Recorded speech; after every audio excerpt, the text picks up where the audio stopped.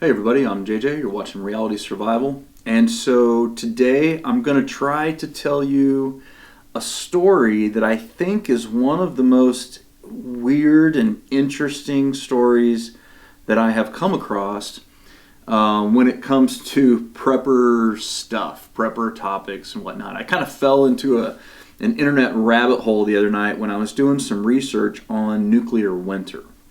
I had a few subscribers that were asking, about nuclear winter, and I had been given some training on it when I was in SEER school, but it wasn't really very good, and it wasn't a lot, and so I felt like I needed to know more about it, and so I started doing some research on it, and oddly enough, I came across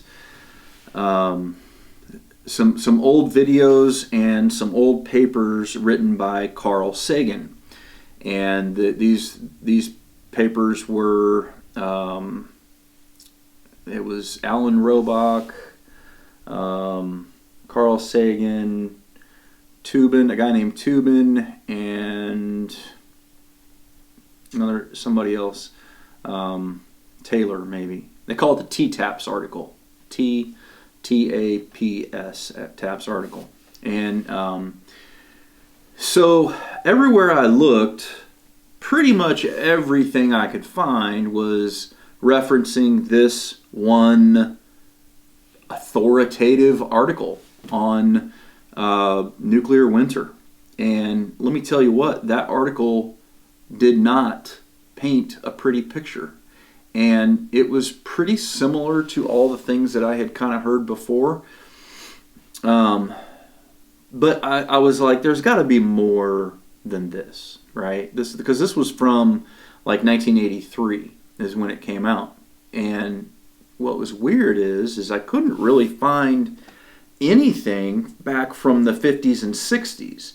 And that's what made me want to keep digging more, because the bulk of the information that is out there today in the civil defense realm talking about recovery and all that kind of stuff is really from the 50s and 60s, or was rooted in the 50s and 60s, and when the civil defense program was out there. And, everything that the civil defense program said is basically after the first couple of weeks, it's probably not going to be that big of a deal, and it's recoverable, And then there's this big gap in time. Then in 74, we get a paper from the CIA that starts talking about climate change and all that kind of stuff. And it was weird that I ran across that article and then this. And then we skip forward to like 83, and then I find this Carl Sagan paper, right? And in that same, and then in 85, I found a video where Carl Sagan was testifying before Congress, and so was Al Gore. And Al Gore was also kind of pushing the same stuff. He was trying to pass some legislation, introduce some legislation to raise money for NASA and all that, to do studies on climate and climate change and everything. Of course, that's his thing.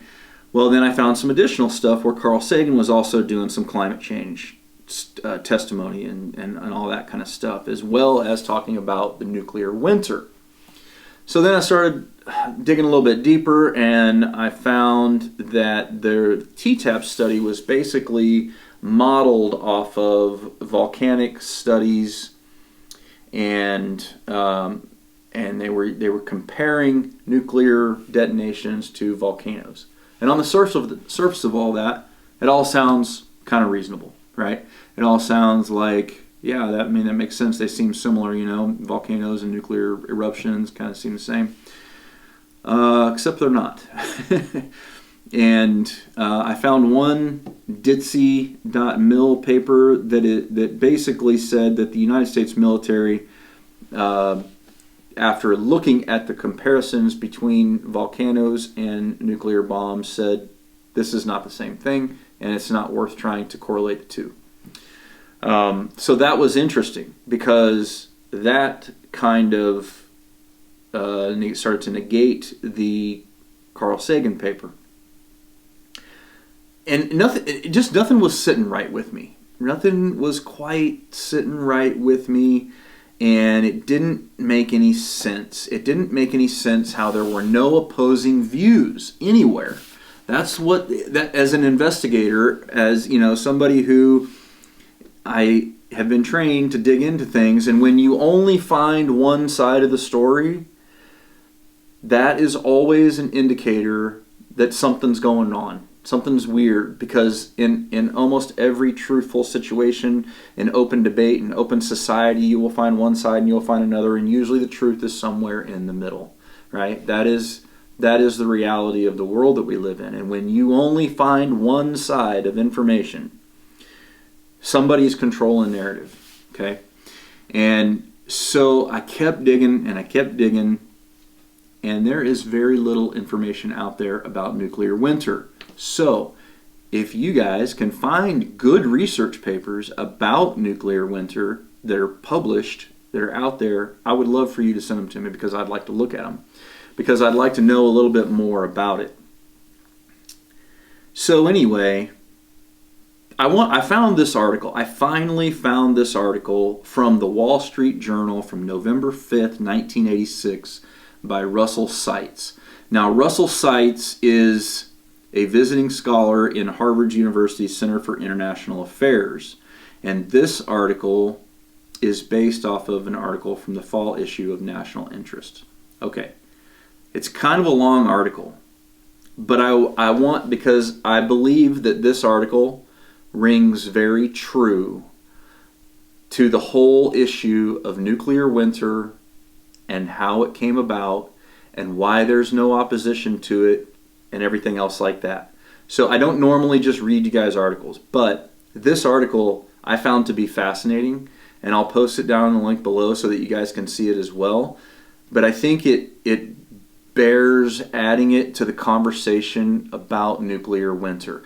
The bottom line is, at least what I've been able to ascertain from the little bits and pieces that I can put together, is that nuclear winter is not the big threat that Carl Sagan and everybody says that it is. And it was his paper, or his TTAPS article, was overblown. And the article that I'm going to read to you explains why that is. And I find it really fascinating. So the article starts with a quote from Carl Sagan. And he says, apocalyptic predictions require to be taken seriously higher standards of evidence than do assertions on other matters where the stakes are not as great. Okay, so Seitz starts his article, and this is, I'm just gonna read down through it. It's gonna take a little while. I'm not great at reading aloud, but whatever. I want to get the information to you because I really do find it interesting, and I might stop and give a little commentary here and there. But I just found this fascinating. The end of the world isn't what it used to be. Quote, nuclear winter, end quote. The theory launched 3 years ago. Remember, this was published in 86, so 83 is when nuclear winter first popped on the stage. And it was by Turco. The guy's last name was Richard Turco, and he was also a part of the TTAPS authors with Sagan and the rest. So the theory launched 3 years ago this week that predicted a nuclear exchange as small as 100 megatons. So they're basically saying like a pure tactical war in Europe, say, and that's Carl Sagan's phrase, in addition to its lethal primary effects, would fill the sky with smoke and dust, ushering in life-extinguishing sub-zero darkness, has been laid to rest in the semantic potter's field alongside the energy crisis and the population bomb. Cause of death? Notorious lack of scientific integrity. So, the nuclear winter conjecture has unraveled under scrutiny. Yet not so long ago, policy analysts took to it seriously that there is no reason to examine how powerful the synergy of environmental concern and the politics of disarmament drove some scientists to forge an unholy alliance with Madison Avenue. Mere software has been advertised as hard scientific fact. How did this polarization arise? Okay, so let me stop here for a second. So basically what's happening here, what this guy is describing is that climate activism, anti-nuclear activism, politics, and PR firms, Madison Avenue, have come together to create this monstrous thing that Carl Sagan has been pushing. In 1982, a question arose within this inner circle of disarmament activists. Could the moral force of Jonathan Schell's eloquent call to lay down arms in the book, The Fate of the Earth, be transformed into a scientific imperative? Peace movement strategists wanted something new to dramatize nuclear war's horrors. As Ralph K. White put it in his book, The Fearful Warriors, quote, horror is needed. The peace movement cannot do without it, end quote. What they got was surreal, a secular apocalypse. So he's shaping this up to explain that this whole thing about nuclear winter and the devastating effects of nuclear war was created to be horrible. It was intentionally, publicly marketed to be that way. So let's continue. A 1982 special issue of the Swedish environmental science journal Ambio considered the environmental consequences of nuclear war. This special issue did little to evoke a mass response of the sort needed to change the course of the strategic doctrine. But one article contained the seed of what would become nuclear winter. Mr. Sagan seized upon the article by Messrs. Paul Crutzen and Stephen Burks that raised the question of a twilight at noon. If the fires ignited by nuclear holocaust were to convert much of the fuel in both the woodlands and the cities into soot to enshroud the globe, in the hands of others, their concerns would be transformed into an exhortation. The chilling climatic impact of this soot can be modeled with existing software. The paper that resulted came to be known as TTAPS, after the initials of its authors, beginning with Richard Turco and ending with Carl Sagan. Audubon Society President Russell Peterson, whose wife was editor of Ambio, sent the issue to Robert Scribner of the Rockefeller Family Fund. Mr. Scribner convened an ad hoc consortium of foundations and scientific groups with a bent for disarmament. Cornell astrophysicist and the media personality Carl Sagan assembled a scientific advisory board that drew heavily from such organizations as the Union of Concerned Scientists, Physicians for Social Responsibility, Federation of American Scientists, and the Natural Resources Defense Council. 24 foundations and more than 100 scientists were recruited for this effort. So the next paragraph is titled "A Bone-Dry Billiard Ball." But I want to throw this in here. If you're not following where we're at in 1983, I believe this was the precursor model for how the left has sold the climate change narrative since then. They have taken what Carl Sagan did with nuclear winter, and they've run with it, and they've multiplied it many times over. But I think this was the first example in where it came from. It was born out of activism, and also a desire to raise money for NASA and additional science and most likely the industrial military complex raising money for Star Wars, reading between the lines.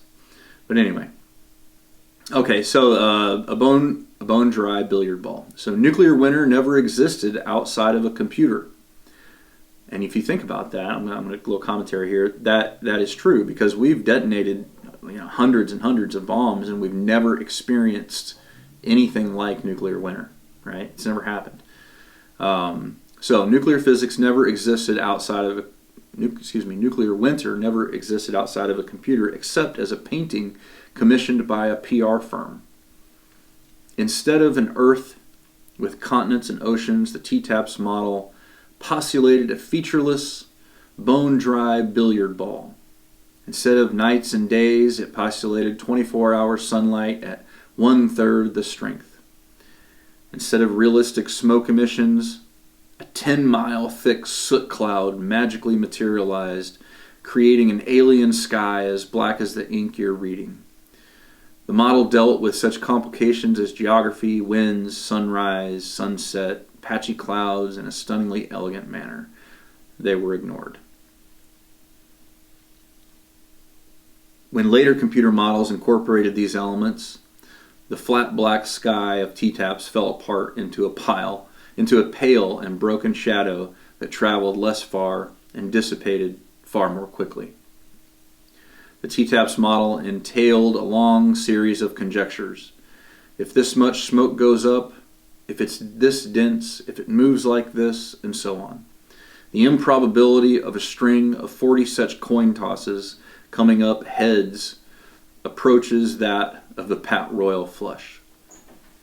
Yet it was represented as sophisticated one-dimensional model, a usage that is oxymoronic and less applied to Twiggy.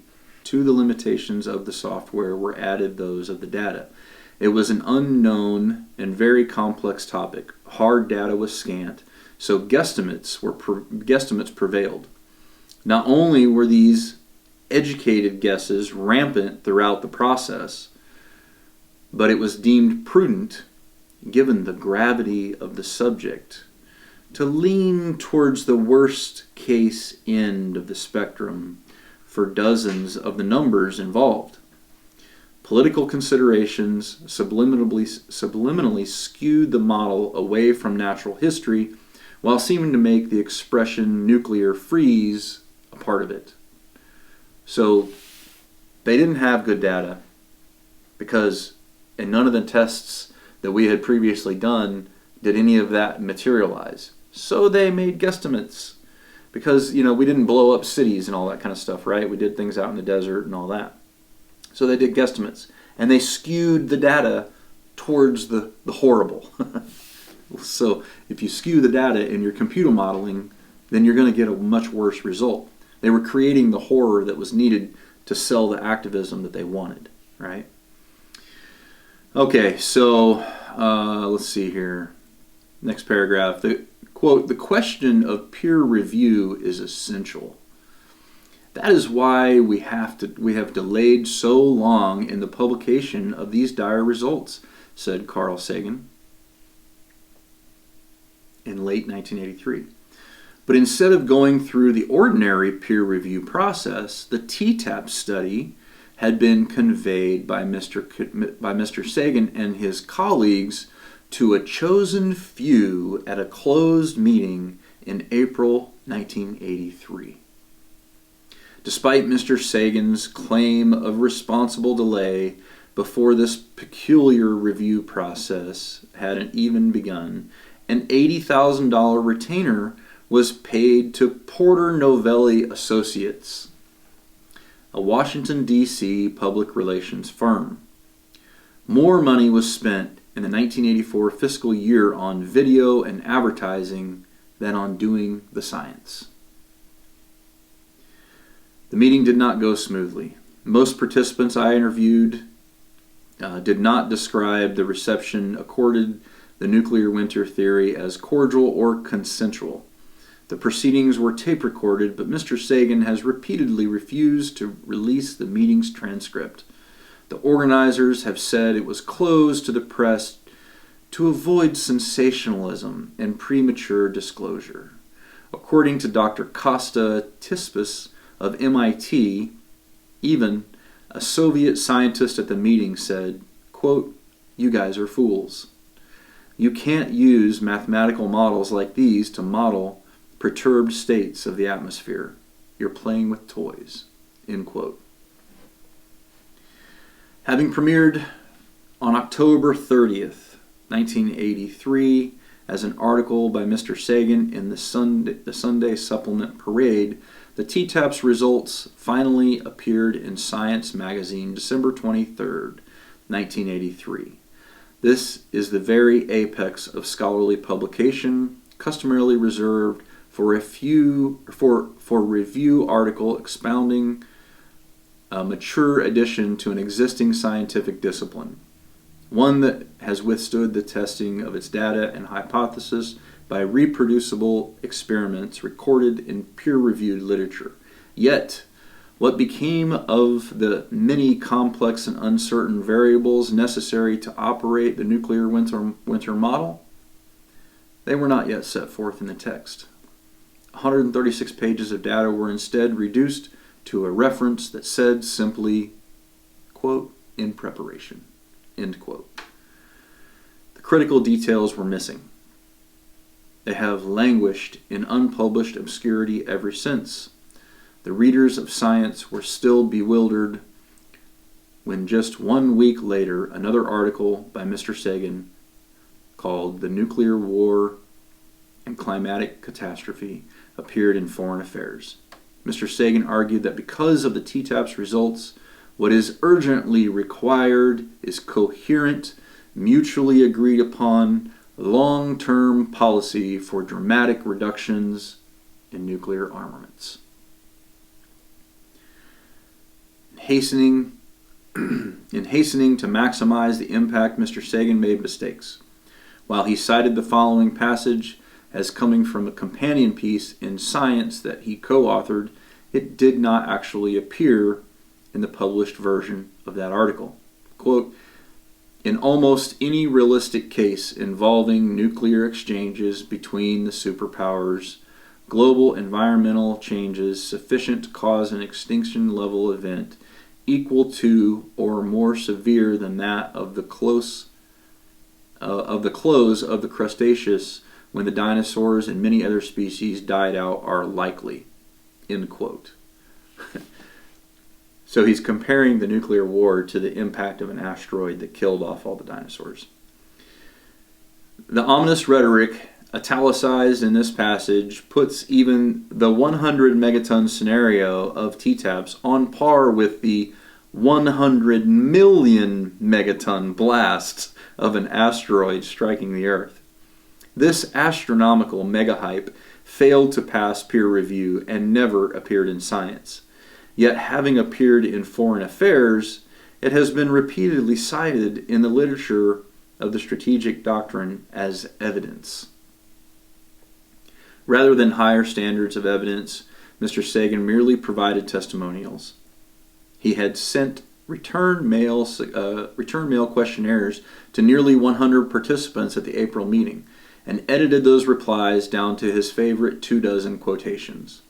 What became of the hard copy of the less enthusiastic reports remains a mystery, but it's evident from the subsequent comments by their authors that TTAPS received less than the unanimous endorsement of a large number of scientists.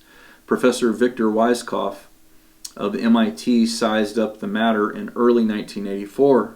Quote, nuclear winter. The science is terrible, but perhaps the psychology is good. End quote. A little commentary here. If you're trying to raise money, what you want to do is get people scared.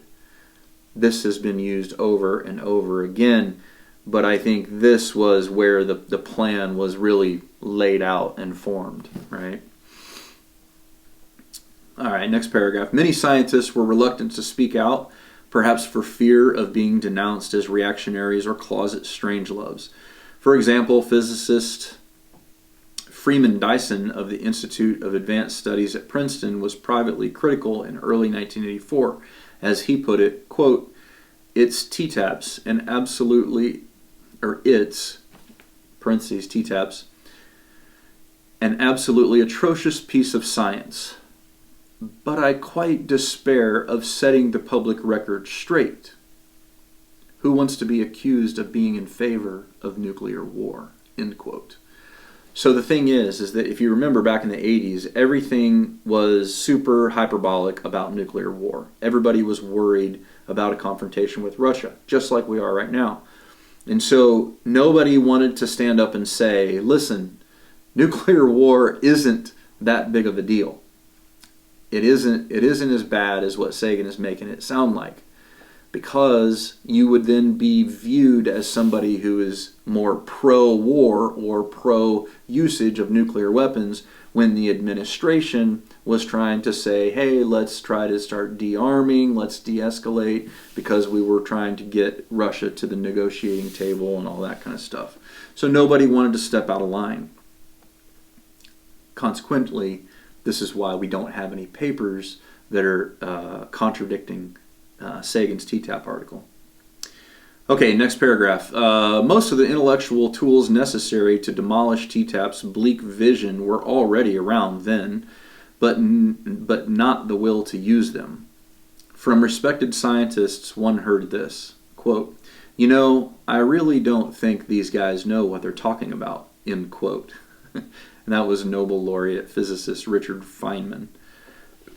Quote, "They stacked the deck," end quote. That was Professor Michael Elroy of Harvard.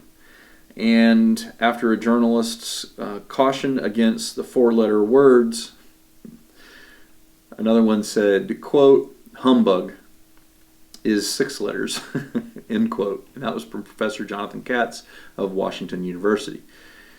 In 1985, a series of unheralded and completely unpublicized studies started to appear in learned journals.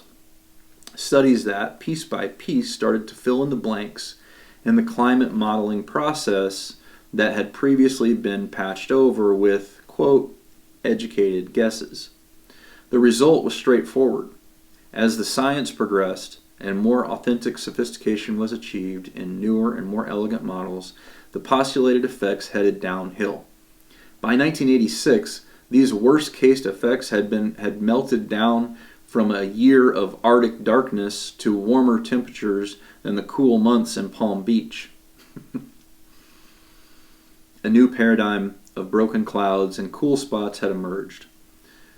The once global hard frost had retreated back to the northern tundra. Mr. Sagan's elaborate conjecture had fallen prey to Murphy's lesser-known second law. If everything must go wrong, don't bet on it. By June of 1986, it was over. In the summer of 1986, Foreign Affairs, National Center for Atmospheric Research, scientists Starley Thompson and Stephen Schneider declared, quote, "On scientific grounds, the global apocalyptic conclusions of the initial nuclear winter hypothesis can now be relegated to a vanishingly low level of probability," end quote. Yet the activists' wing of the international scientific establishment had already announced the results of the first generations of interdisciplinary ecological and climatological studies based on nuclear winter. Journalists paid more attention to the press releases than the substance of these already obsolescent efforts at ecological modeling, and proceeded to inform the public that these things were looking worse than ever. Bold headlines carried casualty estimates that ran into the proverbial billions and billions. This process culminated in the reception given in 1985 report of the National Academy of Sciences stressing the uncertainties that plagued the calculations then and now. It scrupulously excluded the expression nuclear winter from its 193 pages of sober text, but the report's press release was prefaced nuclear winter, clear possibility. Mr. Sagan construed the reports to constitute an endorsement of the theory.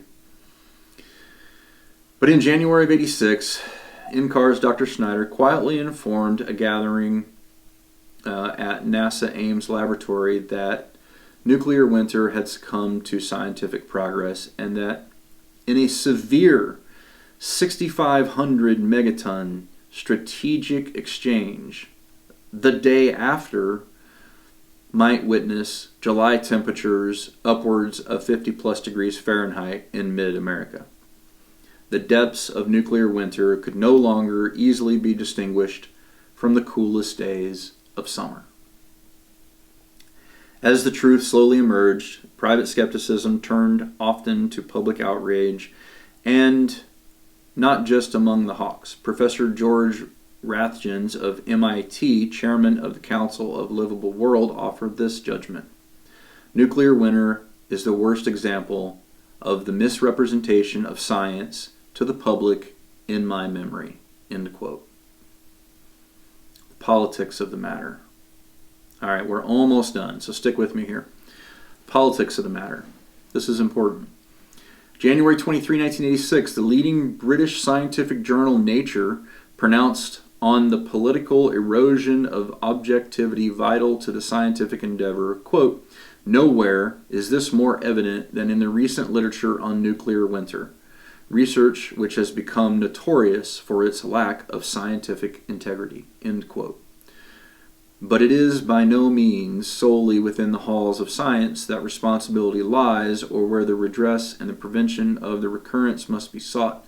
Policy analysts have shown themselves to be lawful petty of software salesmen. They seem to be chronically incapable of distinguishing where the science leaves off and the polemical abuse of global system modeling begins. The results of this conclusion can be serious indeed. Doesn't anybody remember the last example of garbage in, garbage out phenomenon, the energy crisis? You got to think back, the 70s had just got over and they thought, oh, peak oil, we're going to run out of oil. Of course, here we are. We still have plenty of oil. The crisis that also began as a curve plotted by a computer. So that was the energy crisis. But it ended as the oil glut. Factoids, scientific or economic, have a strange life of their own. Woe to the polity that ignores the interaction of science, myth, and the popular imagination in the age of the electronic media. To historians of science, the nuclear winter episode may seem a bizarre comedy of manners. Having known sin at Hiroshima, physics was bound to run into advertising sooner or later.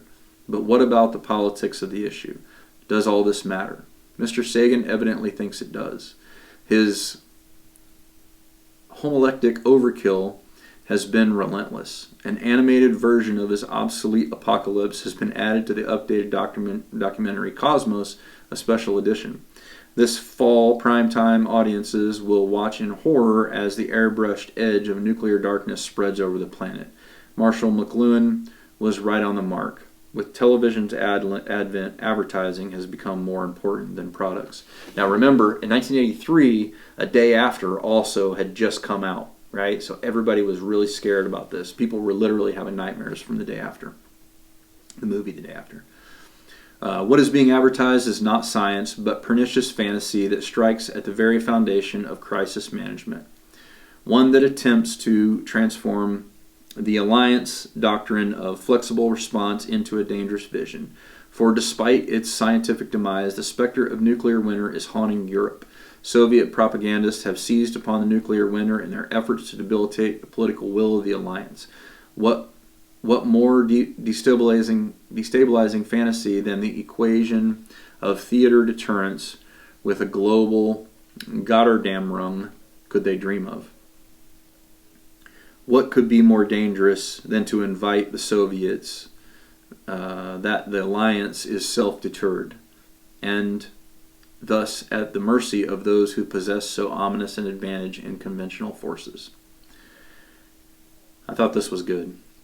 The Roman historian Livy observed that, quote, "Where there is less fear, there is generally less danger," end quote. Until those who have put activism before objectivity come to apprehend this, Nuclear illusions, some spontaneous and some carefully fostered, will continue to haunt the myth-loving animal that is man. The end. So, nuclear winter. Is it real? I don't think so. You tell me. If you can find good research that's not connected to Carl Sagan and the TTAPS article, or there were multiple follow-on articles in, I think, 1990 and 2000, several in 2007, and then another one in 2019. I looked at all of those, and all of them are basing their science off of the TTAPS article. If you can find something excluding those that suggests that nuclear winter is a real thing, then I would love for you to post some links below. But everything that I've been able to find is all tied to TTAPS, and that I don't think that they have any credibility. What do you guys think? All right, that's it for me. Thanks for watching. Sorry it was so long. Sorry there's so much reading involved. I just thought the article was fascinating because basically this nuclear winter was birthed out of a public relations effort for the government to raise money for NASA and Star Wars and the climate change activism. That's pretty much what it was. And that's why it was so skewed. So we don't really need to be so concerned about it. The nuclear winter, from what I can piece together, we may have some cool days, maybe even up to for a couple of months or so at the outside. But it isn't years long like they tried to say in these articles and everything like that. It's been completely overblown. Anyway, that's that. Don't forget to live the 6 Ps. Proper prior preparation prevents poor performance. Stay safe, guys.